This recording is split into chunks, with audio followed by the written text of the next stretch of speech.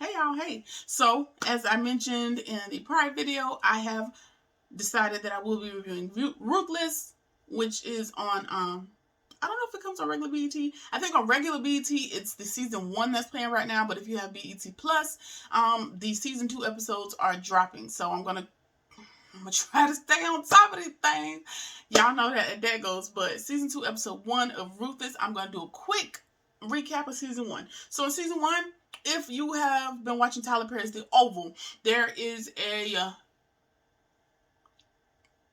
older gentleman that works at the White House. His son has a ex-wife or a wife. She joined a cult. She was which I presume to be a prostitute or something like that at some point in her life. I think she was on drugs as well. But what happened is the guy that works for the president, his son has a daughter with the lady, right?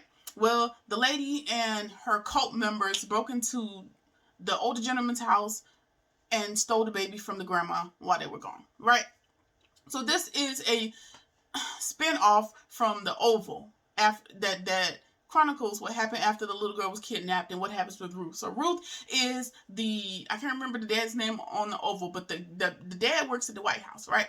So the dad has a son. His son's name is Barry. So Barry's baby mama stole the granddaughter from Barry's mama house and gave her off to the cult. She's also a part of the cult. So that is the premise for Ruthless. All right, so that sums up how we got from The Oval over here, right? So season 1, we're following what happened. We're chronicling. Is that a word? I don't know. We're following what happens after they kidnap the girl from the grandma. And an undercover guy named Andrew, one of the top men in the cult, the highest right-hand man, he is there. Another girl out of the cult, which is Ruth's best friend, forgot her name as well. I'm sure I'll tell you throughout the episodes, but they have kidnapped the kid. They're on the way back. Best friend starts acting up, gets smacked, the car crashes. Now they need to get another car. They done stole a car, whatever. Now they done took the baby back to the cult. Now the children are separated from the parents at the cult. So season 1 is Ruth done brought her child to the cult, not realizing, like, I guess the full extent of what the cult is planning for these kids and what they're going to do. So throughout season 1, she's awakening. She realizing, like, this cult shit ain't really for me. And this is kind of prompted by her best friend's behavior, because her best friend is rebelling, and she's now an elder in the cult, and they're making, they're giving her a high position, and she's getting a little more insight. She's realizing, like, I got to get the fuck up out of here. I got to get my daughter. You got to get your daughter, and we have to go. Thing is, her best friend is pregnant by the undercover agent. The undercover agent knows that his wife is sleeping with one of his coworkers. Like, baby, it's a lot going on. I hope y'all can follow me. If not, go back, borrow somebody BET Plus. I'm telling you, this, I love this show. This is so lit. Okay, boom, check it out. If you don't, borrow somebody BET Plus or do the 7-day trial. Watch the full season 1. Come back, and then we'll be all right. Matter of fact, just buy BET Plus because it's very cheap. It's like $10 and some change, It ain't going to be on Netflix or nowhere else. So just get BET Plus, catch up on season 1, come back, and we're going to do this together. All right, cool. Hope that makes sense. So at this point, the cops, when they stole the car in season 1, the cops started coming around. So now the heist is losing it because, in the cult life, if the cops come around, they're trying to break us up. They're trying to take away our freedom. So we're going to mass suicide everybody. That almost happened in season 1, but it did not. And that, in my opinion, was the turning point where Ruth was like, nah, bro, this cult life meant for me. Yeah, like, y'all was about to make all the kids drink the poison Kool-Aid. Everybody's about to commit mass suicide. I'm not that dedicated. I ain't with this shit. So at this point, we're in season 2, and the highest is he's on probation. He's laundering money for the mob through the church, which is basically his cult, and the trafficker is there. He's giving him a hard time, and so he's losing. He got the traffickers on one hand. He got the launderer's money. He's not getting paid. The people are hungry. People are, coming up with plans to escape, to include Ruth and other people in the in the cult. The cops are visiting more often, so he got a whole lot going on. So he's losing his shit at this point. And so there's a young dude. I'm just gonna say young army dude, can't remember his name, that at this point, at the end of season 1, he chopped off the trafficker's head. Mind you, the trafficker holds a lot over the Highest's head, and he thought he couldn't be touched. But what happened was the young army dude, they trafficked his wife and, whored her out, and then they brought her back, and then he's like, well, I love this girl, why I did that, blah blah blah. So now he got attitude. He had to escort the trafficker dude around, ends up chopping his head off, chopping him up, putting him in the wood pile. So now everybody looking for the trafficker dude, he's nowhere to be found because he's damn dead. All right, boom. So now we at season 2, episode 1. I'm sorry that took so long. I just had to catch y'all up. I don't know who's watching and who will watch, but this is where we at. Season 2, episode 1. So the young army dude, he done finished chopping the trafficker up. He done threw him in the barrel under the wood pile, which not very smart. That's not smart, because that is the wood that y'all utilize, I'm sure, because someone about to chopping it up, so it's getting used for something. Why'd you put him in the barrel? That makes no sense. You should have just dug a damn hole and put it in the ground, right? I don't know. I ain't no killer.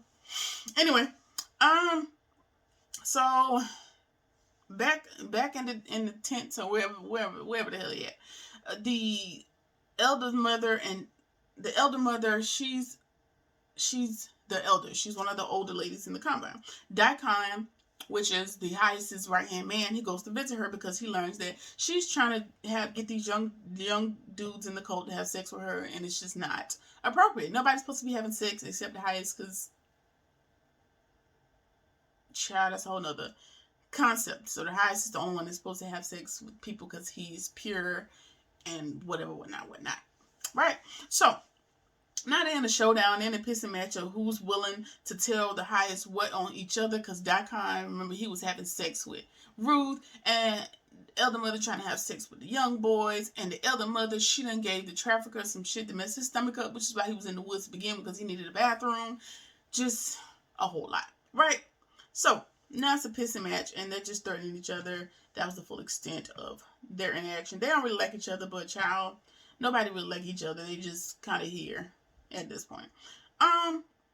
So the Highest, simultaneously, the Highest is in there knocking Ruth off, and as soon as he's done, he's being all weird, like he didn't like it, or he wasn't really sure if he did a good job. And so I assumed, because he liked little boys, like he is much more comfortable knocking off the young men and the men in the camp than he is the women. As a matter of fact, I think Ruth may be the first woman I've seen him have interaction with, because typically he pawns the women off to the men.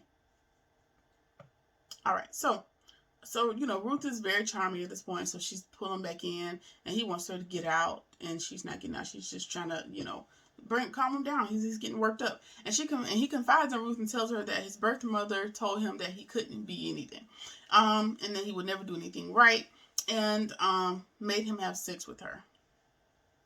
Yes. And Ruth says that, lesson reminds him that you're not a kid anymore. Unfortunately for him, there's, some studies that say that sometimes you're stuck at the age of your deepest trauma. So that definitely makes sense. So he's looking for some sort of sexual approval from Ruth in this instance. So she reassures him that the little, the little kid in him is grown up. He doesn't have to prove anything to his birth mother anymore. So she leaves. She talks him down. We're good. She walks out. And so there's a young accountant girl. She is kind of working both sides, because she's supposed to be snitching to the Highest on who's trying to leave, but she's also trying to leave herself. So she ain't snitching on nobody just yet, but I'm not really sure if she's gonna snitch or not. So she's waiting outside to talk to Ruth, and she's wondering why you were in there with the Highest for so long. Like, did you tell him I planned to escape? Like, I'm looking at you sideways, which rightfully so, because Ruth, you've been brought in on the plan at the tail end. Like, these people had already been planning to escape prior to the girl drinking the bleach. Still, that's season 1 stuff. If you don't get it, you gotta go back and watch it. And so she wants to know if the Highest, she told the Highest about the escape plan, and so Ruth checks her, and yet another pissing match, blah, blah, blah, blah, blah. All right, so Ruth runs into the young curly-headed dude. What is his name? Wolf? Fox? I don't know. I forgot his name. I don't know. For right now, I'm going to just call him like a young Pretty Ricky or something to that effect. All right, so young Pretty Ricky, he runs into her and, tells her, because the plan is for her to get in good with the highest so that they can further work on their escape plan. So he feels like he's Ling Reader.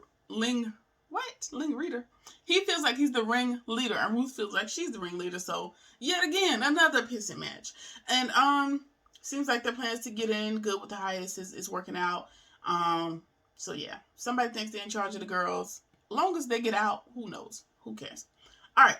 So the young army dude, he comes walking out of the woods, and the elder mother is looking for the trafficker, and he gives her the run around and give her a straight answer. So again, people are looking for the trafficker, but he is nowhere to be found. Child, get rid of the body. That's all I can tell you.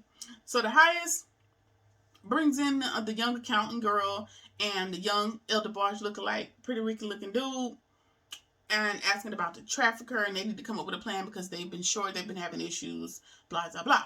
So the young elder barge leaves, and they talk financing and washing the dirty money, through the Rakadouchis, which is the name of the cult.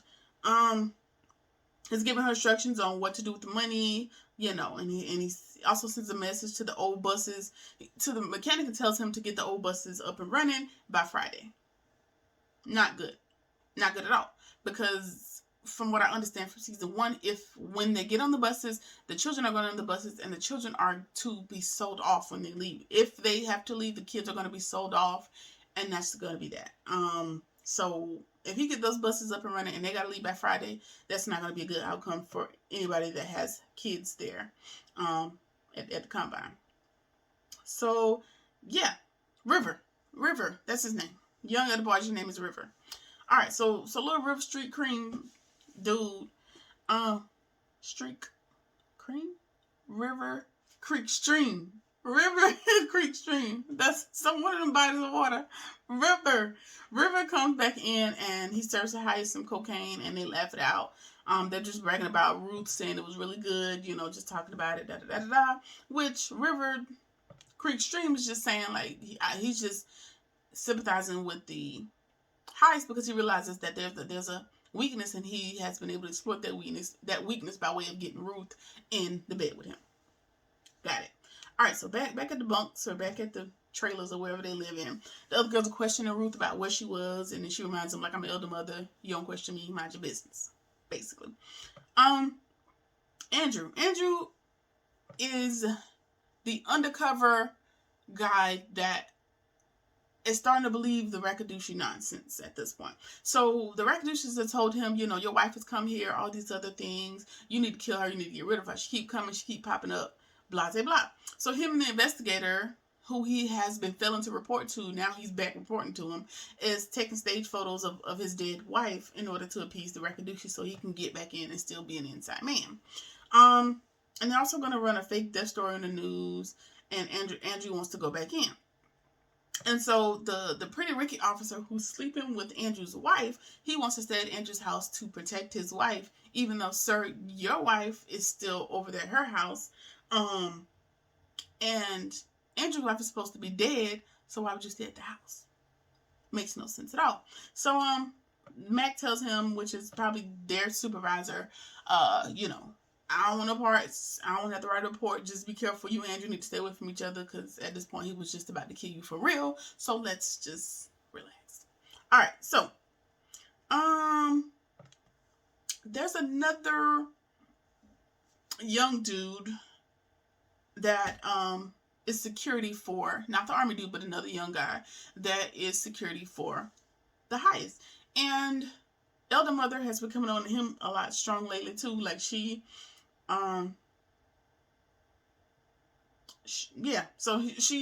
confronts him about mentioning her sexual advances to Daikon and saying he's lying. So now she wants to see the highest, but she's upset because she can't get in right now. He's getting high with River Creek Stream, and she ain't got time. He ain't got time to be bothered with her. Now she mad, and because he don't want to be disturbed. So now she got attitude, and she just want to poison everybody because she's the cook and she's the elder. So she be like keeping the people high / poisoning people when they don't listen, and throwing acid on people.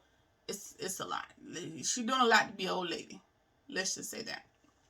All right, so back at the accountant trailer, they're still looking for the trafficker, and then one of the older elder mother. So we got the young accountant, we got the eldest elder mother, which is I think she's of Jamaican heritage. And then we have a younger one, but she's still old, if that makes sense. So the other elder mother says, if she tells us that if something happens to the trafficker, because nobody can find him, so she lets us know, like, if something happens to the trafficker, we're all doomed. Girl, something happened to the trafficker. Y'all are doomed. So maybe it's wise for y'all to get the buses up and running. I don't know. I don't know the solution, but it's a whole lot going on at this point in episode 1. Okay.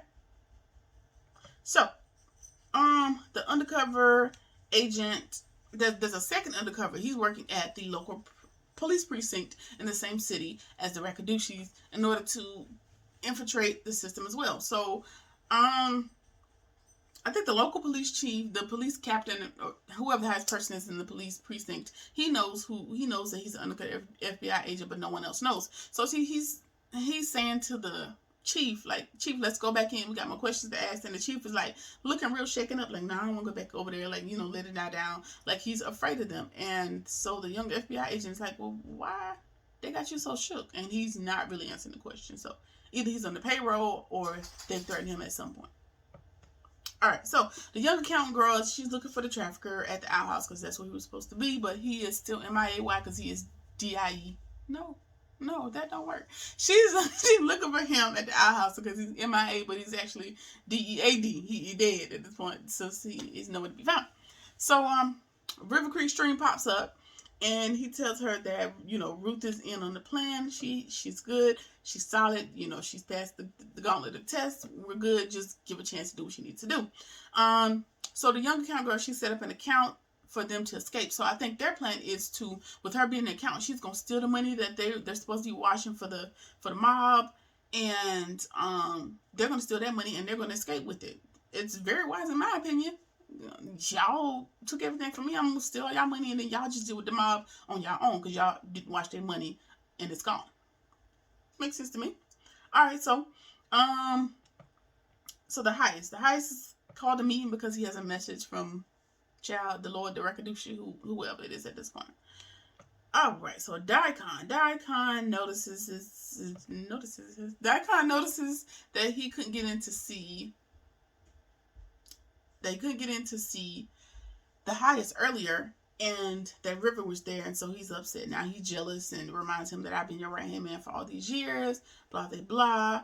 And the highest tells Daikon, that he doesn't enjoy the finer things in life like young River does. He's not as educated, he's not as wise. So he may or may not, be getting pushed out by River Creek Stream. So Daikon's definitely gonna be in his bag about that because we learned in season 1 that Daikon and the highest were in prison together. So they've been doing this whole trafficking cult situation for quite some time, and Daikon is definitely invested in everything that the highest says. So for this young River dude to come in and take his spot, he ain't gonna be too happy about it. He ain't too happy about it, actually. All right, so the young army soldier dude pops in to see the girl that he's been knocking off that they ended up pimping out to the trafficker dudes.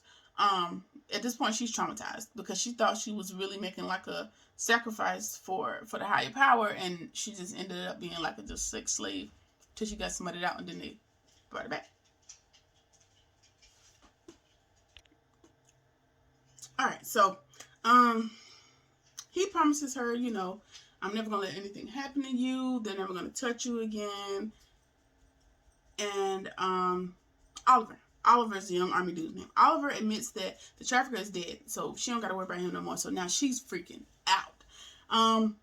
Because while she was out there, while they were out there doing what they were doing to her, she learned that the trafficker is a senator's son. So which is why he's been untouchable this whole time. He is a senator's son, and the traffickers are senators. Right. The traffickers are senators, and so now somebody's gonna have to pay because the senator's son is dead. So this man has been untouchable all these years, and you done chopped his head off all because this girl made you chop his man head off. So what you gonna do? Sure, y'all better run away. That's all I can say. So yeah, so she don't know what to do. She knows it's gonna be a whole lot of problems coming down, so she don't want nothing to do with it. Now they gotta figure out how to get rid of the body, but she got an attitude, and she like want to snitch on him.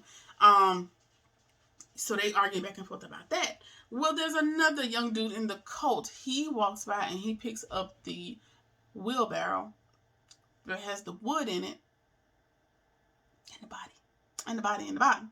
And so yeah, the body is now being wheelbarrowed to its next location to, of course, be found out.